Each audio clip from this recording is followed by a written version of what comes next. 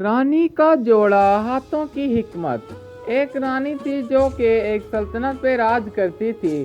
اس رانی کو کسی دوسرے کی کوئی رکاوٹ نہیں تھی، نہ فیصلہ لینے میں، نہ کسی کا مشورہ سنتی۔ وہ اپنی مرضی کرتی، اپنی من مانی کرتی، کیونکہ جب سے راجا کا انتقال ہو گیا تھا تب سے وہ سلطنت رانی کے تابع ہو چکی تھی، اور رانی کو ہمیشہ سے ہی الگ الگ چیزیں لینے کا، پہننے کا شوق تھا کہ کوئی بھی ان کو پہننا تو بہت دور کی بات ہے، کبھی ان چیزوں کو کسی شخص نے دیکھا بھی نہ ہو، چاہے وہ عوام کا کوئی فرد ہو یا کوئی سلطنت کا فرد ہو، یا چاہے سلطنت کا راجا ہی کیوں نہ ہو۔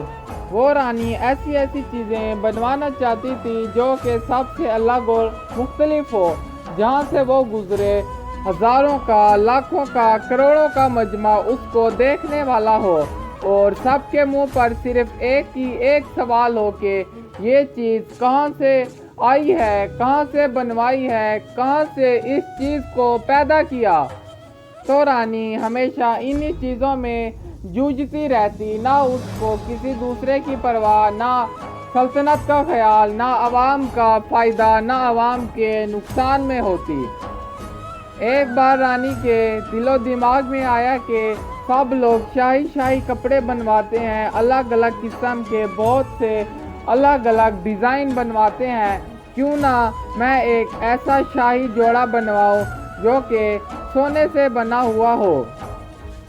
یہ بات رانی نے اپنی داسی کو کہی، یعنی اس کی نوکرانی، تو وہ سن کر حیران ہو گئی، اور رانی کو کیا اس کی اوقات کہ اس کو ٹوکے۔ رانی کو کہا کہ جی رانی صاحبہ، آپ نے اچھا سوچا۔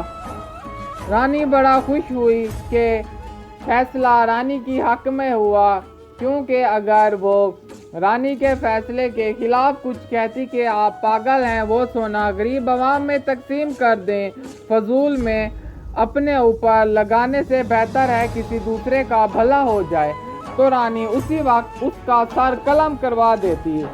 تو وہ اس ڈر کے کہنے لگ گئی کہ جی آپ ایسا کر سکتی ہیں، آپ اس پوری ملک کی واحد وہ شخصیت ہیں جو کہ سب سے مضبوط اور طاقتور ہیں۔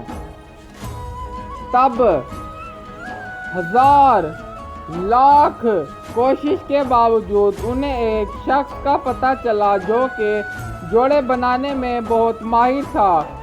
اس کو رانی نے کہا کہ تم نے میرا ایک جوڑا بنانا ہے جس میں جو بھی تم نے ڈیزائن بنانا ہے وہ سارا کا سارا سونے سے بنانا ہے۔ تو اس جوڑا بنانے والے کی آنکھیں پھٹی کی پھٹی رہ گئی۔ وہ رانی کو کیسے منع کرتا، سر جھکا کے کہا کہ جو حکم رانی صاحبہ۔ تب اس نے رانی کا ایک جوڑا بنایا نیلے کلر کا، اور اس میں پیلے کلر کا جو بھی ڈیزائن بنا ہوا تھا وہ سارا کا سارا سونے سے بنا ہوا تھا۔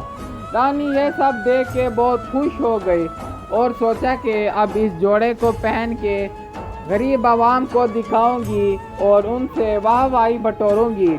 حالانکہ وہ سونا جو کہ اس جوڑے پہ لگا ہوا تھا وہ غریب عوام سے چھینا ہوا ان کی زندگی کی جمع پونجی اس جوڑے پہ لگی ہوئی تھی۔ قسمت کا کھیل نرالا ہوا۔ جوڑا پہنتے ہی جیسے رانی عوام کی طرف جانے لگی، نہ جانے کیسے اس جوڑے کو آگ لگی، اور جوڑے کے ساتھ رانی بھی خاک ہو گئی۔